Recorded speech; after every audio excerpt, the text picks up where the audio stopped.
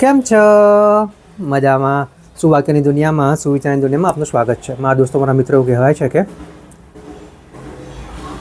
શરૂઆત કરવા માટે કોઈ મુહૂર્ત નથી હોતું. મુહૂર્ત ત્યારે જ હોય છે જ્યારે શરૂઆત કરો છો. અને મિત્રો, વાત ખૂબ જ સીધી છે, ખૂબ જ સરળ છે, એટલી જ મહત્ત્વની છે. અહીંયા જે વાત છે તે શરૂઆત કરવાની છે ને આપણા જીવનની છે. મારા મિત્રો, આપણે આપણા જીવનમાં ઘણીવાર એવા અનુભવો કર્યા હશે, આપણે આ બધામાંથી ગુજરી ચૂક્યા આવીશું, કે આપણને ઘણીવાર ખૂબ સારું અને સાચું કરવાના ખૂબ વિચારો આવતા હોય, પરંતુ આપણે તેને ટાળતા હોઈએ. એવા બહાના આપતા હોઈએ કે બસ કાલથી જ કરીશ, બસ આટલું પતી જાય એટલે કરીશ, બસ હમણાં જ કરીશ. પરંતુ આ હમણાં ક્યારેય નથી આવતી.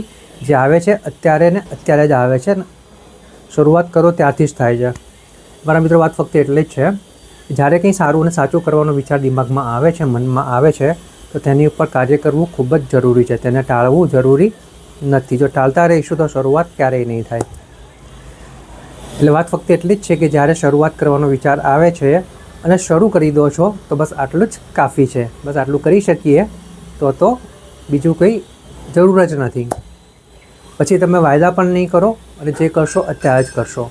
ઉદાહરણ તરીકે આપણે બધાને ખબર છે કે સારું પૌષ્ટિક ખાવાનું ખાવું જોઈએ, જંક ફૂડને ટાળવું જોઈએ, શરીરનું ધ્યાન રાખવા માટે યોગા કસરત કરવી જોઈએ, પૂરતી ઊંઘ લેવી જોઈએ. આ જ્ઞાન બધા પાસે છે, બધા જ જાણે છે, પરંતુ જ્યારે તેનો અમલ કરવાનો આવે ત્યારે આપણે ચૂકી જઈએ છીએ. અને પછી જ્યારે શરીર સાથ નથી આપતું, બીમાર પડીએ છીએ, ત્યારે આપણે એ જ વસ્તુને યાદ કરીએ, જો મેં આ કર્યું હોત તો આ ના થાત. તો બસ ફક્ત એટલી જ છે કે આપણે આપણા દિમાગમાં જે કંઈ સારા વિચારો આવે છે તેની ઉપર કામ કરીને આગળ વધવું જોઈએ. શરૂઆત અત્યારે ને અભી હાલ જ કરવી જોઈએ. એના માટે બહુ રાહ જોવાની જરૂર નથી. એટલા માટે જ હાબિલથી મેં લખ્યું છે કે